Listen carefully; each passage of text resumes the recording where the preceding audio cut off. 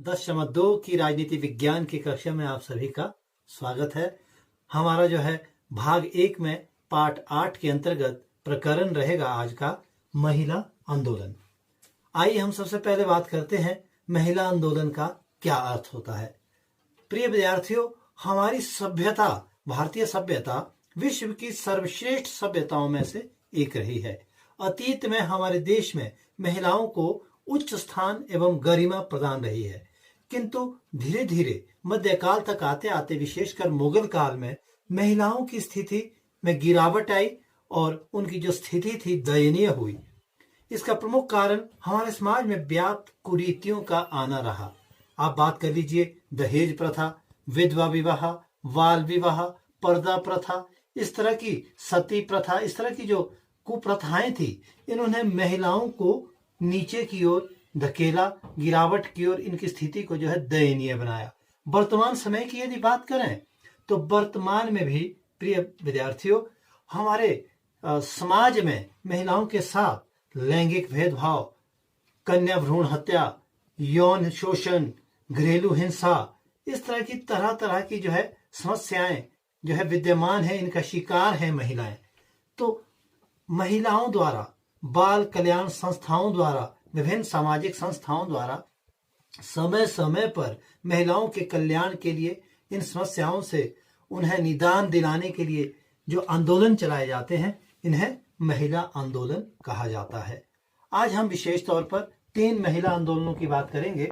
सर्वप्रथम हमारी बात रहेगी शराब व ताड़ी विरोधी आंदोलन की।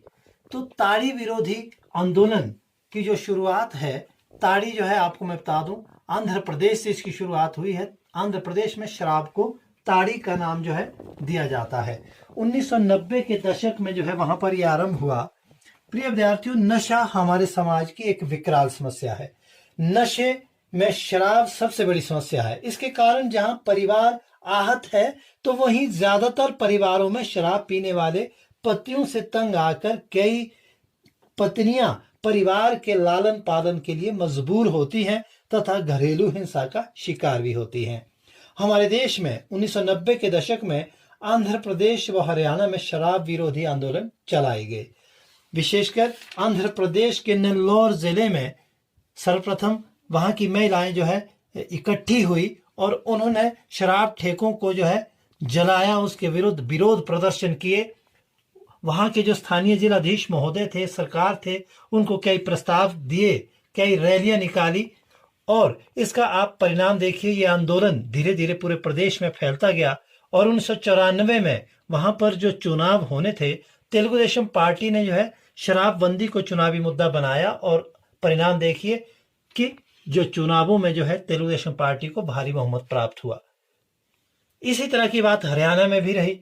हरियाणा में भी जो है जो नकली शराब के कारण बहुत सारे परिवारों में जो पुरुष थे, उनको जो है कुछ की मृत्यु हो रही थी। बहुत सारे जो कर्जदार शराबी थे, वो जो है आत्महत्या के उनके जो है समाचार पत्रों में देखने को मिलते थे। तो इन समस्याओं से जो है ग्रस्त थे। वहां की महिलाओं ने भी जो है विशेषकर आर्य समाज के प्रभाव से शराब विरोधी जो है आंदोलन चलाए और 1996 में वहां भी चुनावों में जो है हरियाणा विकास पार्टी ने जो है इसे चुनावी मुद्दा बनाया और भारतीय जनता पार्टी के साथ मिलकर जो है सरकार बनाई। तो इस प्रकार यह हमारे देश का एक बहुत बड़ा एक महिला आंदोलन रहा है, शराब विरोधी आंदोलन, ताड़ी विरोधी आंदोलन। तो जब सभी महिलाएं इकट्ठी होंगी, अपनी जो उचित मांगे हैं उनके लिए जो है प्रदर्शन करेंगी, तो अवश्य में जो है परिवर्तन आता है, जैसा हमने यहाँ ताड़ी विरोधी आंदोलन में देखा। आज भी भारत के कई राज्यों में जो है शराबबंदी लागू है। आइए अब हम बात करते हैं दहेज विरोधी आंदोलन की। प्रिय छात्राओं, दहेज आप सभी जानते हैं, माता पिता द्वारा अपनी जो बेटी है उसके विवाह के समय उसको जो धन या संपत्ति प्रदान की जाती है, उसे दहेज कहा जाता है। आरंभिक काल में यह भारतीय समाज की एक विशेषता थी, किंतु धीरे धीरे दहेज प्रथा ने एक ऐसी सामाजिक बुराई का रूप ले लिया जिससे यह एक शाप की तरह प्रतीत होने लगी। वर्तमान में कानून द्वारा दहेज प्रथा का उन्मूलन कर दिया गया है। तथा दहेज लेना व देना अपराध की श्रेणी में है। किंतु इसके बावजूद हमारे देश में प्रतिवर्ष हजारों महिलाएं दहेज की बलि चढ़ती हैं। इस कुप्रथा के कारण जहां लड़की के माता पिता अनावश्यक रूप से आर्थिक तंगी का शिकार हो जाते हैं, तो वहीं लड़की को अपने ससुराल में मानसिक प्रताड़ना का शिकार होना पड़ता है। वर्तमान में महिला शिक्षा के प्रसार के साथ दहेज विरोधी आंदोलन सक्रिय हुए हैं तथा कई महिला मंडल, युवक मंडल इस क्षेत्र में प्रशंसनीय कार्य कर रहे हैं। आज शिक्षित युवक व युवतियां इस प्रथा को जड़ से खत्म करने के लिए दहेज ना लेने की शपथ ले रहे हैं। कई स्थानों पर लड़कियों ने साहस का परिचय दिखाते हुए दहेज के लालची लोगों की बारात को वापस भेजा है तथा उन्हें जेल भिजवाया है। इस प्रकार की जागरूकता से इस प्रथा को समाप्त किया जा सकता है, हमारा समाज आगे की ओर बढ़ सकता है। आइए अब हम बात करते हैं आज के दौर का जो एक प्रमुख हमारी जो समस्या है महिलाओं से संबंधित, कन्या वध व भ्रूण हत्या विरोधी आंदोलन।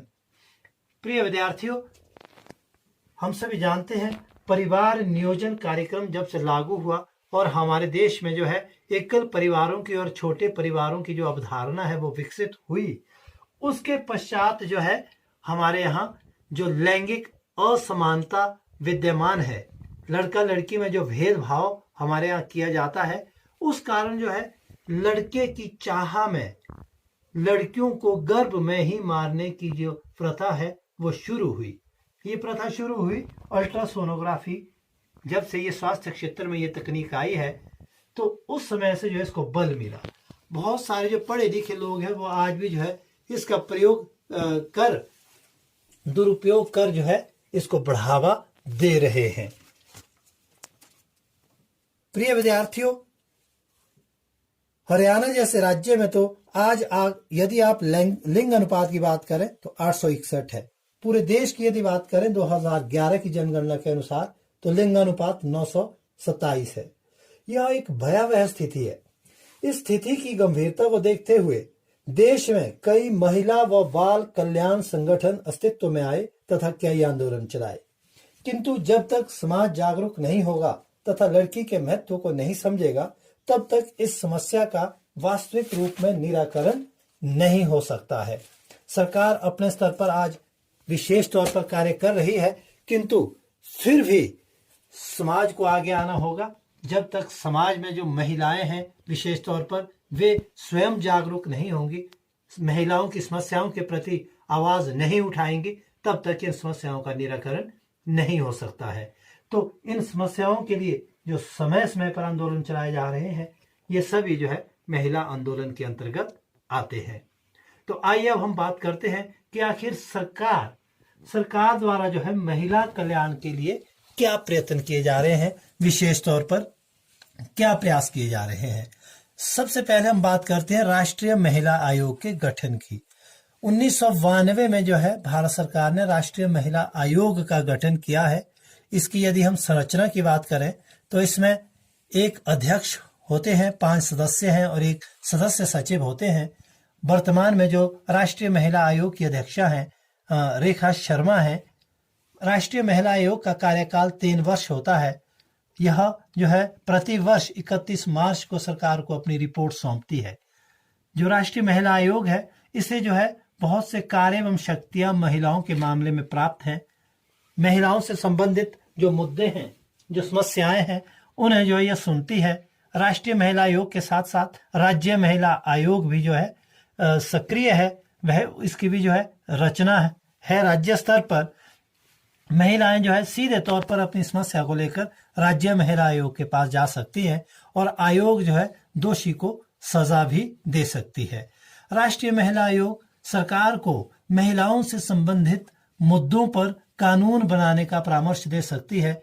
महिलाओं से संबंधित कोई भी सार्वजनिक समस्या है या किसी क्षेत्र में कोई भेदभाव से संबंधित मुद्दा है, बात है, तो उसे जो है सरकार के समक्ष रख सकती है। सरकार को जो उस पर कानून बनाने के लिए जो है परामर्श दे सकती है। महिलाओं को जेलों में या किसी अन्य स्थान पर यदि कोई उनके साथ गलत बर्ताव होता है, गलत कार्य होता है, उसके प्रति जो है संज्ञान ले सकती है। इस प्रकार बहुत सी शक्तियां जो राष्ट्रीय महिला आयोग को प्राप्त हैं। सरकार द्वारा महिलाओं के उत्थान के लिए, जो कल्याण के लिए दूसरा महत्वपूर्ण कार्य है, स्थानीय निकाय में जो है महिलाओं को 1/3 आरक्षण की व्यवस्था की गई है।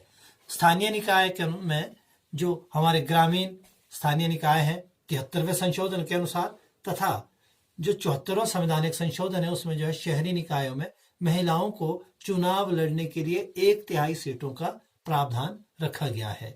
इसके कई राज्यों में तो जो है इसे 50% तक भी रखा गया है। हिमाचल प्रदेश की यदि आप बात करें तो हिमाचल प्रदेश में जो है स्थानीय निकायों में महिलाओं को 50% स्थान प्राप्त है। इसका उद्देश्य क्या है? इसका उद्देश्य है राजनीतिक सहभागिता सुनिश्चित करना महिलाओं की। महिलाएं जब राजनीतिक रूप से सशक्त होंगी तो वो जो है अवश्य ही महिला समाज के लिए कार्य करेंगी, महिलाओं की उन्नति के लिए कार्य करेंगी और महिलाओं के विकास के लिए कार्य करेंगी। सरकार द्वारा जो एक अन्य महत्वपूर्ण कार्य महिलाओं के लिए किया गया है, घरेलू हिंसा विरोधी अधिनियम 2005। तो इस कानून की अधिनियम की जो है काफी लंबे समय से मांग की जा रही थी, तो आखिरकार ये 2005 में यूपीए सरकार के शासन के दौरान संसद से पारित हुआ तथा 2006 में इसे जो है राष्ट्रपति की अनुशंसा प्राप्त हुई और ये अधिनियम लागू हुआ। इस अधिनियम के अनुसार घर में महिलाओं, चाहे वो माँ है, बहन है, पत्नी है, पुत्री है या अन्य है, उन पर जो है किसी प्रकार का शारीरिक या मानसिक रूप से उनको प्रताड़ित नहीं किया जा सकता है। मानसिक इन प्रताड़ना में चाहे वो मारना, पीटना, गाली गलौज, बिना सहमति, सहवास आदि इस तरह की जो बातें हैं, यदि इस तरह से प्रताड़ित उन्हें किया जाता है तो इसे जो है दंडनीय अपराध की श्रेणी में रखा गया है। ये जो है महिलाओं को एक गौरव और सम्मान देने के क्षेत्र में बहुत ही श्रेष्ठ कार्य हुआ है घरेलू हिंसा विरोधी अधिनियम 2005। इसके साथ साथ सरकार ने कार्यस्थल पर यौन शोषण रोकने संबंधी कानून भी जो है पारित किया है। कार्यस्थल पर कोई महिला कर्मी, आप कह लीजिए, जो नौकरी करते हैं, चाहे सरकारी क्षेत्र में है, गैर सरकारी क्षेत्र में है, तो वहां पर यदि पुरुष सहकर्मी उसके साथ दुर्व्यवहार करते हैं, अपमानजनक व्यंग्य करते हैं, जिसके अंतर्गत नाजुक अंगों को छेड़ने, क्षति पहुंचाना, जबरदस्ती इच्छापूर्ति, सम्मान व गरिमा को ठेस पहुंचाना, इस तरह की जो बातें हैं यदि संज्ञान में आती है तो इसके विरुद्ध जो है कानून बनाया गया है। इसके विरुद्ध जो है कड़ी से कड़ी सजा का प्रावधान है। ये जो है महिलाओं की रक्षा, महिलाओं के उत्थान के लिए बहुत ही जो है अच्छे कानून बने हैं और इससे निस्संदेह जो है महिलाओं को लाभ हो रहा है, उनमें एक सुरक्षा की भावना जागृत हो रही है। इसके साथ साथ जन जागरूकता कार्यक्रम आज जो है सरकार चला रही है। सरकार ने जो है बेटी बचाओ बेटी पढ़ाओ, बेटी है अनमोल, बेटा बेटी एक समान, इस तरह के भिन्न भिन्न कार्यक्रम चलाए हैं हर जगह। तो इसका उद्देश्य यही है कि समाज में संदेश जाए कि लैंगिक आधार पर जो असमानता है उसको समाप्त किया जाए। सरकार जो है एक बेटी या दो बेटी के जन्म पर उनको भिन्न भिन्न तरह की सुविधाएं दे रही है, जन्म के समय भी और जन्म के उपरांत शिक्षा प्राप्ति के लिए भी, आगे कॉलेज यूनिवर्सिटी लेवल तक। इसका उद्देश्य यही है कि समाज में जो लैंगिक असमानता की अवधारणा है वह जो है धीरे धीरे समाप्त हो। जब यह अवधारणा समाप्त होगी तो निस्संदेह जो महिलाओं से संबंधित आज हमारे बीच जो चुनौतियां हैं, समस्याएं हैं, जिनसे महिला वर्ग त्रस्त है, वह स्वतः ही समाप्त हो जाएंगी। तो आज हमने जो है महिला आंदोलन, प्रमुख जो महिला आंदोलन, ताड़ी विरोधी आंदोलन, दहेज विरोधी आंदोलन, कन्या भ्रूण हत्या विरोधी आंदोलन, इन पर जो है चर्चा की और साथ में सरकार जो है महिलाओं के विकास के लिए क्या क्या योजनाएं और प्रयास कर रही है, इस पर चर्चा की। उम्मीद है आप जरूर जो है इस पर ध्यान देते हुए इससे सीखने का जो है प्रयास करेंगे। धन्यवाद।